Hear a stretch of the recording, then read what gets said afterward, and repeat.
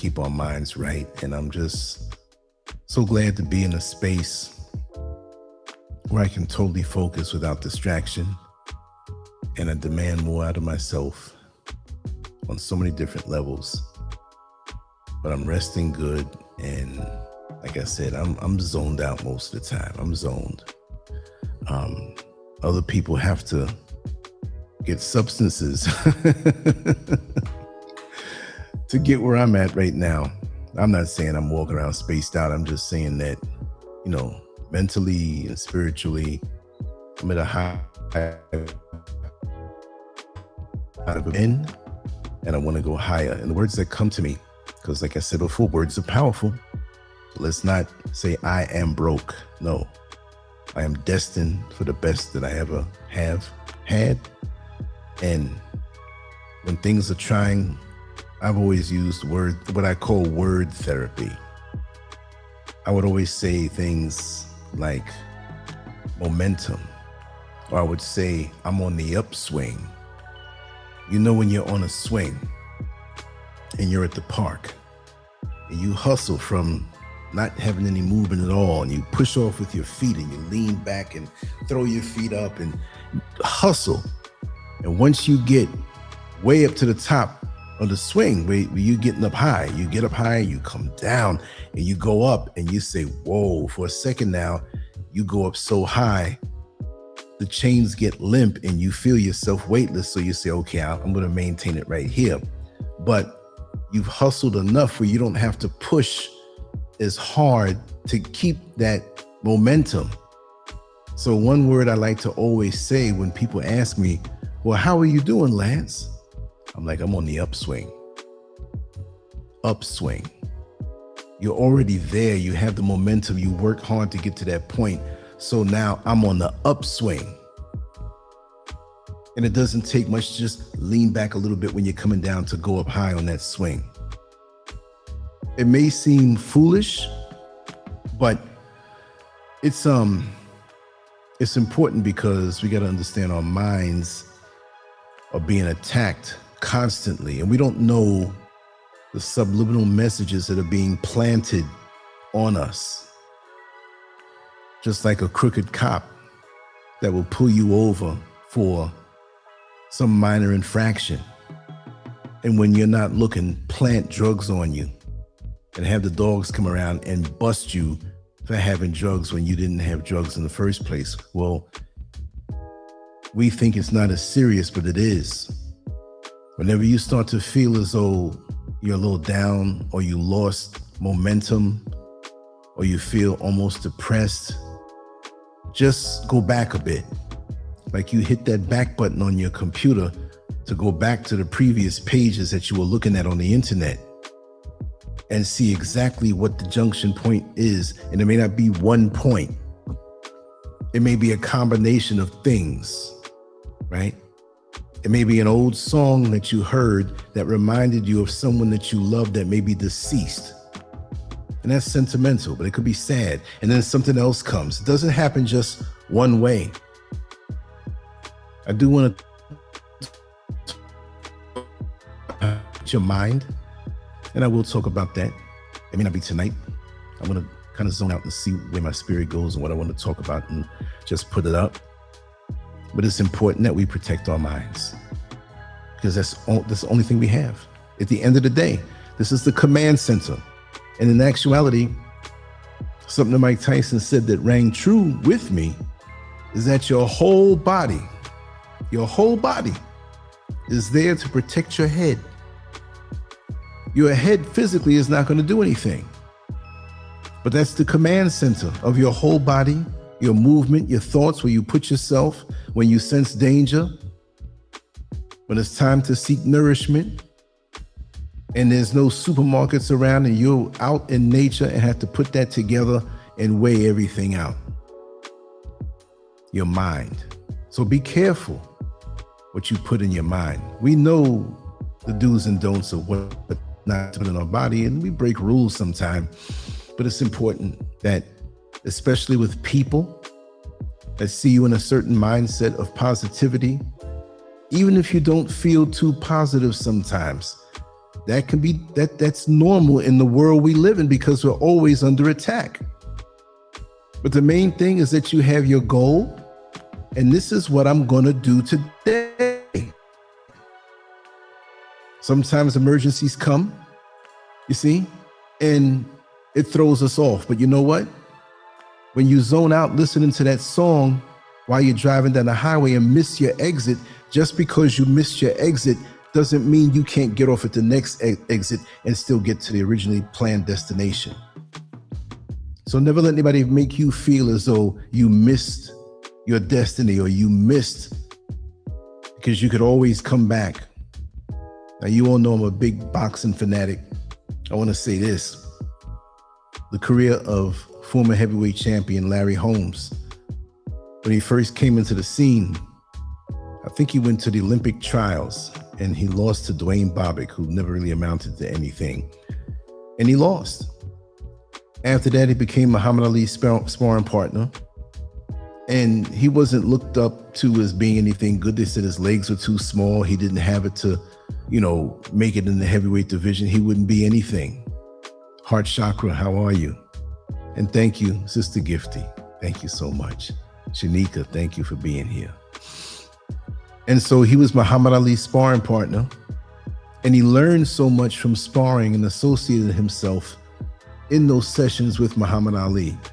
He was even so proud that Muhammad Ali gave him a black eye. He went back to his hometown and he showed it off, and people didn't believe him. And he fought on and he fought on. It's not about that part of his career, because he became champion, and I think he held it for 7.5 years. But he retired and came back against Mike Tyson on very short notice, and he came back for the money. He looked good for a few moments, but Tyson eventually got him, right? So now people are like, okay, Larry Holmes is done. But it wasn't too long after that he began to embark on continuing his career. But he pulled back a bit, and he fought some easy touches to build himself back up, because remember, he was about 40 years old, 39, 40. So he took his time. I think it was Tuesday night fights. Wasn't paying that much. He was already a multi-millionaire. He was getting paid, but he built himself up. Wouldn't you believe he built himself up to having a title shot against Evander Holyfield and another one against Oliver McCall, and he fought his last fight in 2001. What if he gave up after the Tyson so-called loss, which he made a lot of money at that fight? So we don't know, in the nooks and crannies internally that we have, what's there. Just because on the surface it may look a certain way, it doesn't mean that internally nothing's there. No matter what age you are, your greatest manifestations can come at any age, but you have to control your mind. We know when we're trying to make that peanut butter and jelly sandwich, and we have more jelly than peanut butter, that we learn to get that spoon and scrape the sides of the jar. We're gonna get all that peanut butter. And after we scrape that, nobody's looking, we take our finger up in that ridge and get all of it out. And we look at the peanut butter and jelly sandwich, and we got more peanut butter than jelly. But at first it didn't look that way, right? So we don't know the potentials that we have inside of us. We don't know what the Creator has put inside of us. But if our minds are constantly in a state of attack, yeah, we have to defend ourselves, but let's not forget the real deal of looking within and manifesting the greatness that's inside of us, because we all have it. But we're so busy fighting the things around us, which we have to do. But we have to be shrewd with our energy. We have to know when to fight and when not to fight. We have to know how, in boxing, they say steal the round. It doesn't mean you have to fight 3 minutes of every round. You come out strong for the first 30 seconds and you flurry and finish up the last 30 seconds strong. What they saw coming out, they scored. They said, oh man, this guy, he's good. They forgot all about the middle. Preserve yourself. And sometimes the passage of time can feel like, oh man, I'm not getting anywhere. I'm not doing what it is I'm supposed to do. But remember, those things are inside of you and you'll appreciate it more when you find them. But you also have to put yourself in different situations. Go out of your comfort zone. Comfort zone could be a comfort zone, but most of the time for us, the comfort zone is death. Death of our dreams, death of our talents and abilities. You see? Because we get too comfortable and we lay back on the couch and grab the remote and we don't want to do anything. Recently, my dear sister and I were speaking and I said, I have to get out more. I have to go to different functions. Not all of them. But if I'm going to get new accolades and new rewards, I've got to do new things. I got to try myself out. And it may not be that everything works out. Do you walk into the store, the shoe store, and grab the first pair of shoes and walk out? No, you get 2 or 3 other pairs and you try them out. You walk in them. You see how they look, how they feel. You know what outfits you're going to match up with these shoes because they're hanging up in the closet in your house. So these things you have to try out. Try yourself out. We get so caught up in one track, one way of living, one way of thinking, and that's no good. I mean, I know, of course, we fall into routines. We get up, we get ready to go to work. We hop in the car or we go to public transportation, but whatever it is, every day begins to look the same. And we believe that we're going to get it by keeping it the same and following the routine. That's the so-called part of the American dream that kills any chance of an American dream. It's an illusion. Doesn't have to, look, I'm living the American dream in Africa. So it's not the physical location. But that system is made to suck you out. And you get to a certain age and realize, what did I do?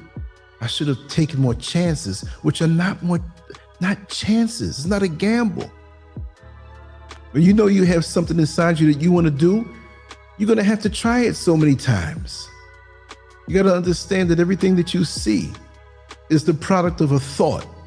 Every simple thing that you see is a product of a thought.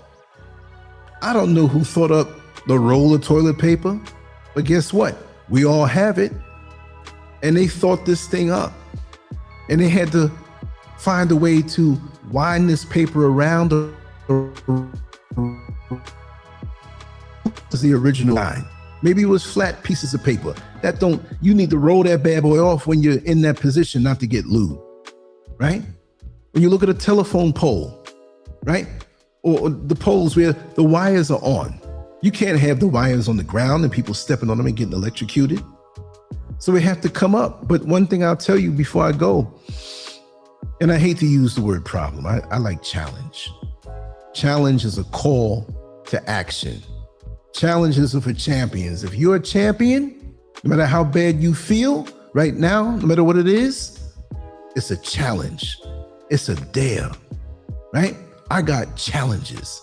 I already kind of know what I'm going to do tomorrow, what I want to do tomorrow, unless something divine happens to bring me higher or take me off course. I'm already zeroed in on it. I'm already excited about it.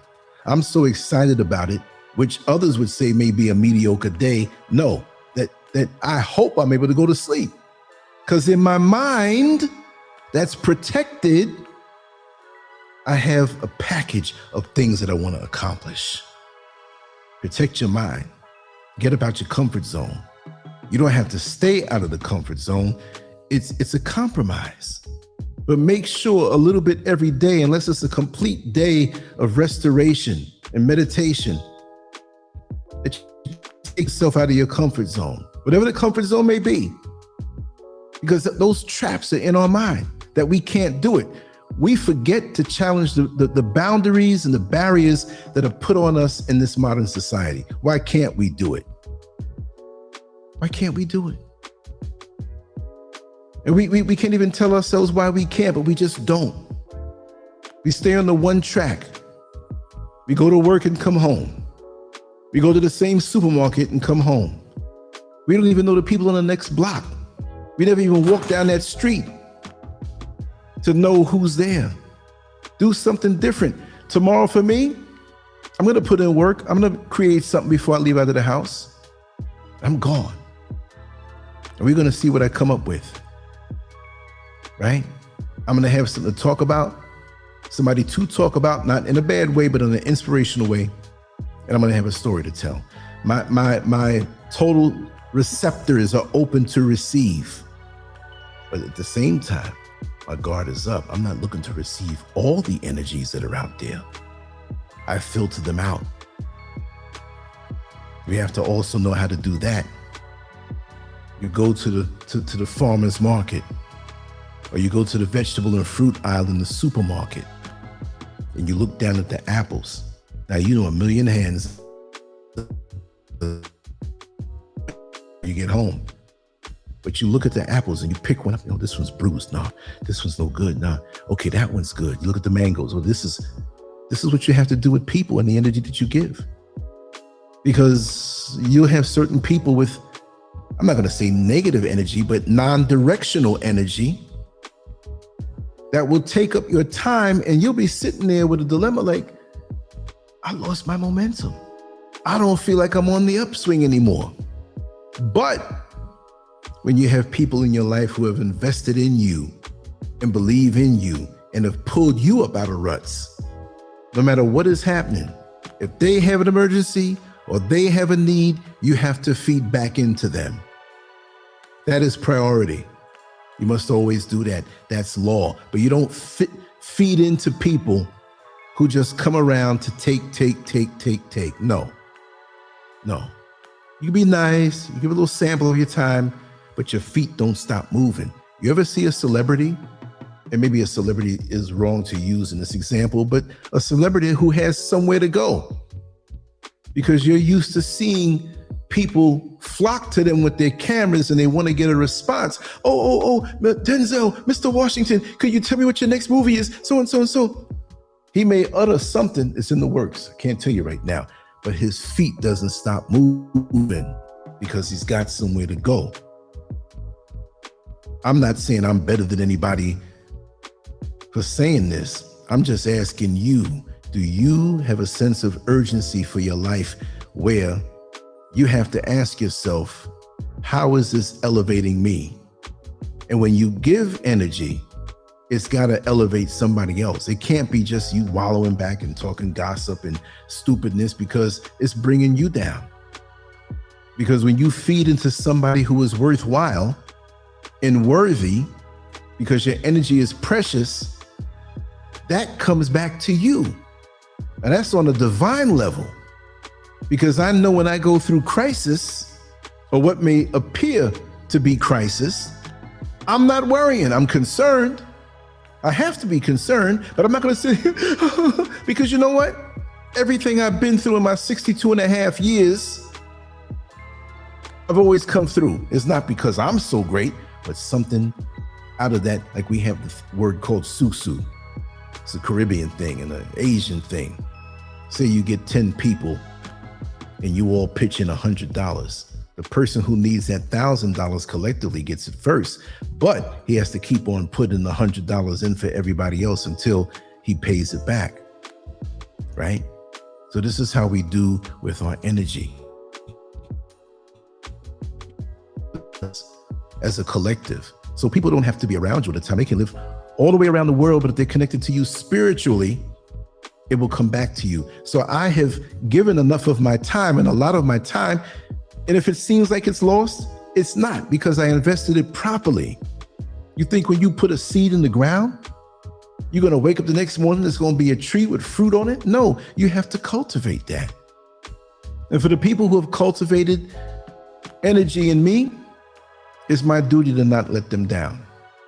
You understand? But check the energy. Just don't accept a smiling face that comes at you, because they can have, look, there are several people who, and I'm not saying this because I'm thinking I'm so big or whatever. No, this is normal life stuff. This is me sharing my life. There's one person, you wouldn't know their name, but I knew of them from about little less than 20 years ago, about 19 years, right? And when they discovered that what I did online from back then They tried to emulate it in a different way. I don't mind inspiring anybody because I'm on my own journey. I don't even know, I know what I plan to do, but then what's behind that? That's the mystery. That's the joy, right? Let's peel back the layers. Let's see what's behind that. But you'll never see on the third level until you get to the first level. And I noticed that it was a resentment from him, not directly to me because he would always smile. And to this day, I don't know what it is about this Joker. It's like he's trying to compete or outdo, or it's not inspiration, it's a resentment. And others notice that. So I don't know. I just can't do that. I can't do that to people, and I don't want nobody to do it to me. So if you think I'm like that football player zigzagging and running and you can't keep up and I got moves and you almost, you know what I mean? That's what you have to do sometime to protect your peace. You know? Protect your mind. Yes, Calamunk, it's always a pleasure. Most of the time it's about getting me on here than talking, because I can talk forever. Let me tell you something. I'm gonna set up a mic next to the bed, so when I start talking in my sleep, those conversations in my sleep are show worthy. But yeah, that's what it's all about. And you have to evaluate yourself, you know, where you are, where you stand. You don't just drive down your car until you have no gas.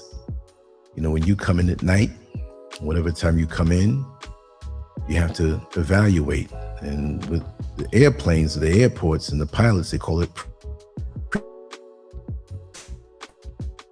Gotta check that plane. Just because it flew successfully and flawlessly doesn't mean there's not one loose bolt that might come off and the whole plane fall apart. I'm just exaggerating, right?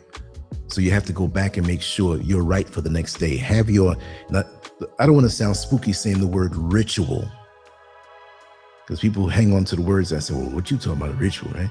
No, but you have to take back the word. We have to have righteous rituals of maintaining ourselves.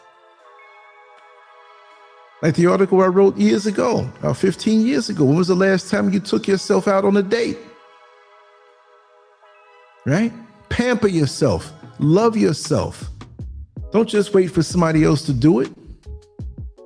If you want to put all the candles, like in the movies sometime, you know, those love stories, romantic, and you want to put all the candles around the bath and play some soft music and grab a book, even though it's low light, and read a little bit and take a nice bath, even taking a shower first and getting off all the hard stuff off of you, and then take the bath and luxuriate. And ladies, if you have any satin outfit to put on or something that the world would say is sexy, put it on for yourself and enjoy your womanhood. Not that womanhood is about being sexy for a man, but just being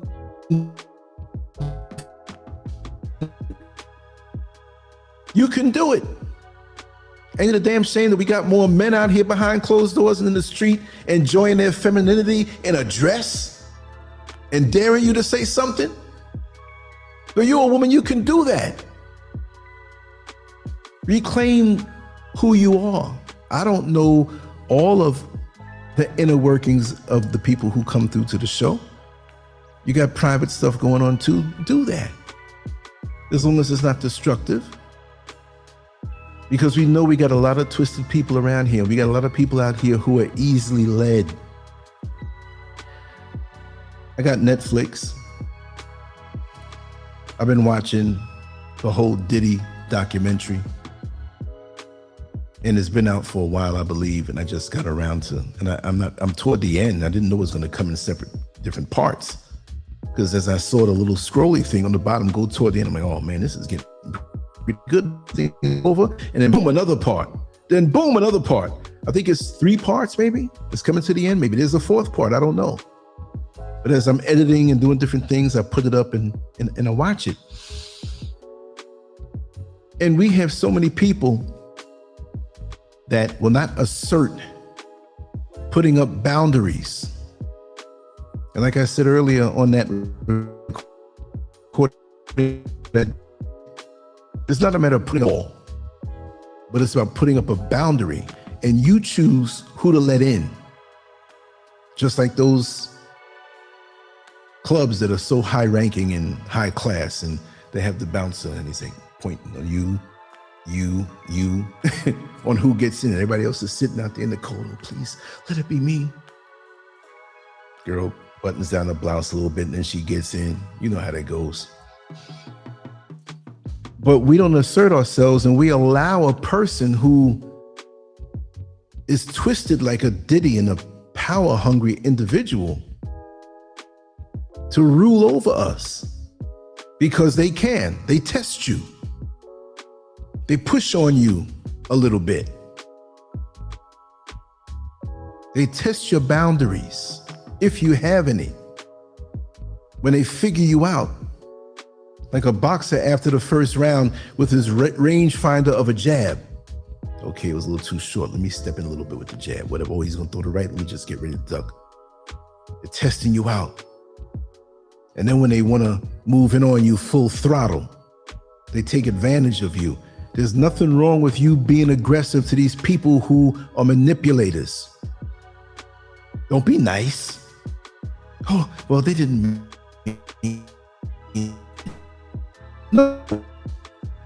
As soon as somebody punches you in the face, I can be in the most sentimental mood, loving mood, sitting there, me and Mr. Scurv, if we're in a nice restaurant talking and whatever, and loving, sweetheart, I love you so much. Oh, so and so and so. And somebody punches me in the face, I'm jumping up, and they're gonna get a punch right back in their face even harder. You gotta be able to flip. You gotta be able to shift those gears. How do you think those guys, what do you call it, Daytona 500 and NASCAR? I don't follow those things. I don't know if I'm calling it right. When they're on that track, it's the skills they have. The car has to work properly. It has to be in tip-top condition, but it's the driving skills of those drivers that can shift those gears fast enough and strategic enough. Depending on who's around them, they see an opening, they shift, whatever. We got to be on point like that. We're in the outside world. This is why home life is important. Home. Womb. I've said it for years. Home and womb sound the same. I want to go womb. I want to go home. Because the womb, when you were a child, protected you and nourished you and kept you warm. You even had surround sound of the heartbeat. Boom, boom, boom, boom, boom, boom. That's why that song by Tanya Gardner, who lived a few blocks away from me in Queens, that song resonated with everybody because we all know about the heartbeat, whether you remember it or not. And when the heart beat, nourishment was being pumped into you. You see what I mean? Womb, home. Bring your food home. Bring your money home. You see a nice outfit that's a nice robe or a nice pair of slippers or home. And you know what? Clean out your home. We got to clean out our body. And with your home, ladies, and your womb, you better be careful who you let in your womb. Just the same way we got to be careful on who we let in our home. We have to treat the home the same way we treat the womb. If you have anybody going all up in your womb when they want to, you don't know what you're going to produce because there's so many different spirits and energies and different things. They got to wait for that until you vet that person before you allow them in your womb, because it's a life-giving thing. What are you giving life to? Are you going to give life to a demon? You better check out and see if that man is a demon.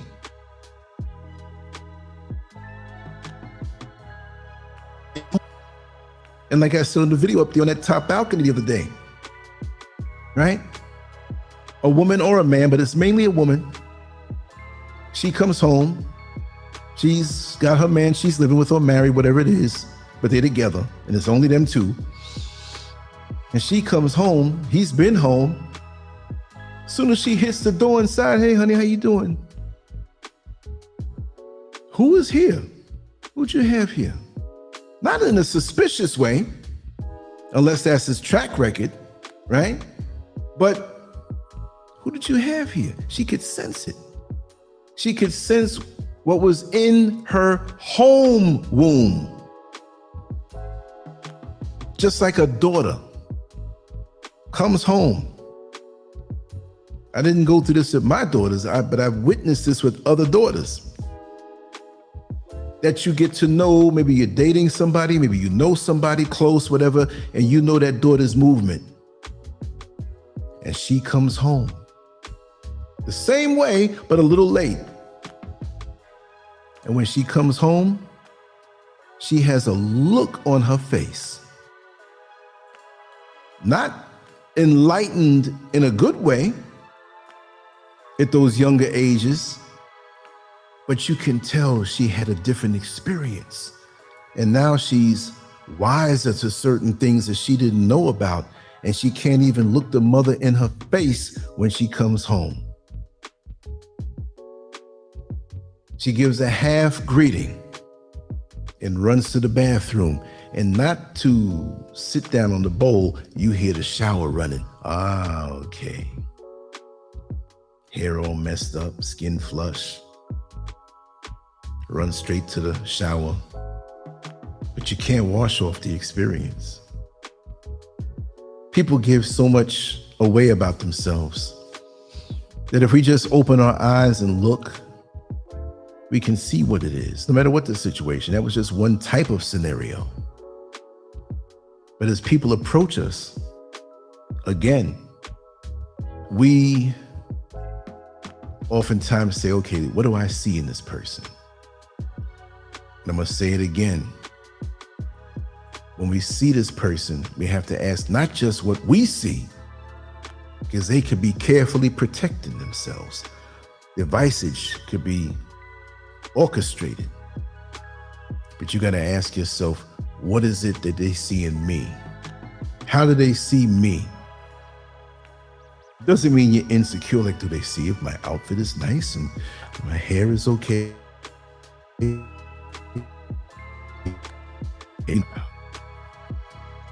Because that's what's going to really tell you what the motivation is to be around you. Now, we know here in Ghana, there really is no middle class. This is a hand-to-mouth economy that is a bit stressed for people who are not considered affluent. So why would I go and dress up, put on nice shirts, nice pants, nice shoes, put on jewelry, flash money? The general mood here is not for a person to hit you over the head and try to take anything, but they're going to ask.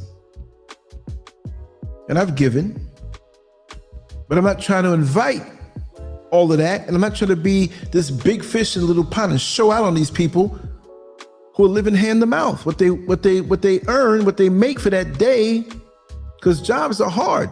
From their hustle, they get like.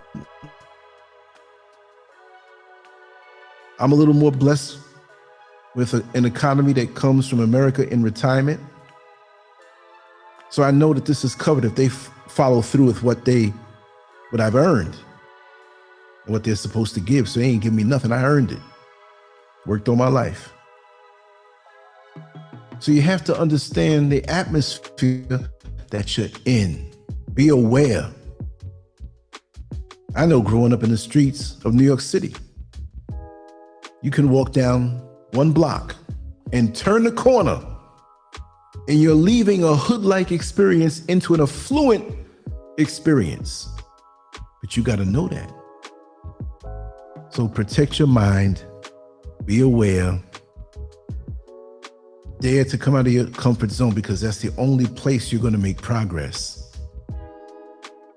We could always look back on what we've accomplished, but it's the only time when you come out of your comfort zone and dare yourself to grow. That's when you're going to get your growth.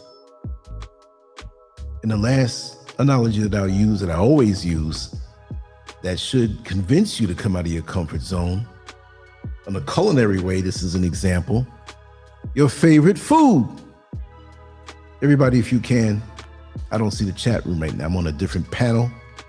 But for the sake of the show, if you can type in your favorite food. Don't be ashamed now. If you're some chocolate cake or cheesecake, I'm not going to say, oh, you're eating bad. No, no, just whatever it is. You might not have it all the time.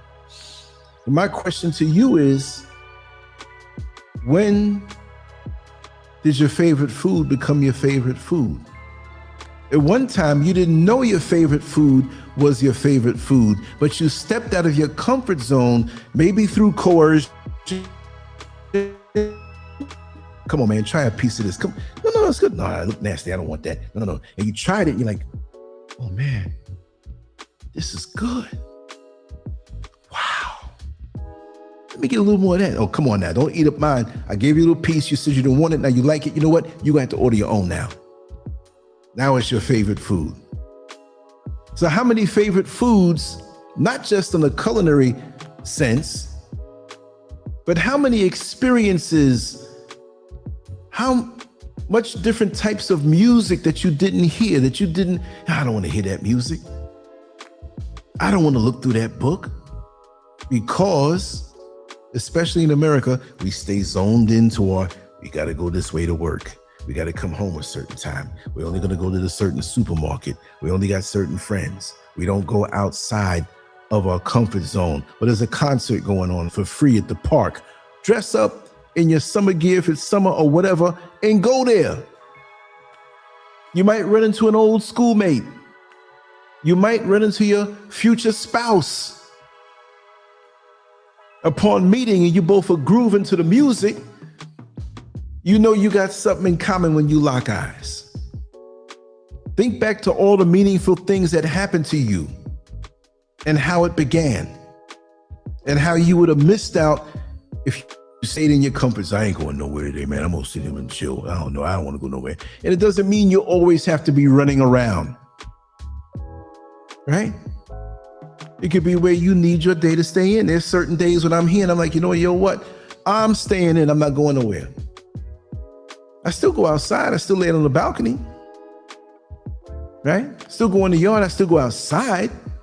But some days, like, I don't want to deal with anybody else's energy.